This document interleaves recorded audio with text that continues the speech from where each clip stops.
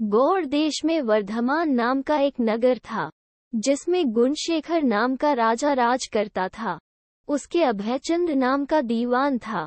उस दीवान के समझाने से राजा ने अपने राज्य में शिव और विष्णु की पूजा, गोदान, भूदान, पिंडदान आदि सब बंद कर दिए।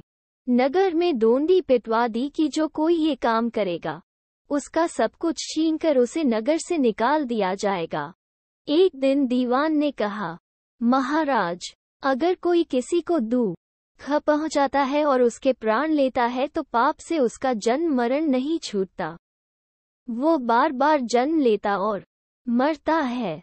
इससे मनुष्य का जन्म पाकर धर्म बढ़ाना चाहिए।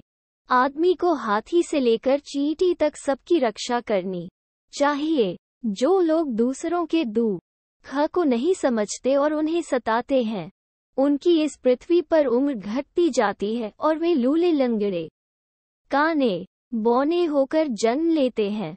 राजा ने कहा, ठीक है, अब दीवान जैसे कहता, राजा वैसे ही करता। दैवयोग से एक दिन राजा मर गया। उसकी जगह उसका बेटा धर्मराज गद्दी पर बैठा। एक दिन उसने किसी बात पर नाराज होकर दीवान को नगर से बाहर निकलवा दिया।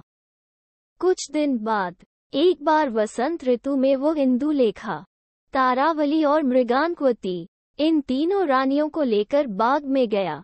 वहां जब उसने इंदुलेखा के बाल पकड़े तो उसके कान में लगा हुआ कमल उसकी जांघ पर गिर गया। कमल के गिरते ही उसकी जांघ में घाव हो गया और वो बेहोश हो गई। बहुत इलाज हुआ, तब वो ठीक हुई। इसके बाद एक दिन की बात की तारावली ऊपर खुले में सो रही थी। चांद निकला। जैसे ही उसकी चांदनी तारावली के शरीर पर पड़ी, फफोले उठ आए। कई दिन के इलाज के बाद उसे आराम हुआ। इसके बाद एक दिन किसी के घर में मूसलों से धान कूटने की आवाज हुई। सुनते ही मृगानक्वती के हाथों में छाले पड़ गए। इलाज हुआ, तब जाकर ठीक हुए। इतनी कथा सुनाकर बेताल ने पूछा, महाराज, बताइए, उन तीनों में सबसे ज्यादा कोमल कौन थी? उद्धरण चिन्ह। राजा ने कहा, मृगानक्वती, क्योंकि पहली दो के घाव और छाले कमल और चांदनी के छूने से हुए थे।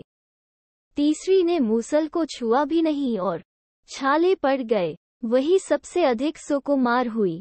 राजा के इतना कहते ही बेताल 9-2-11 हो गया।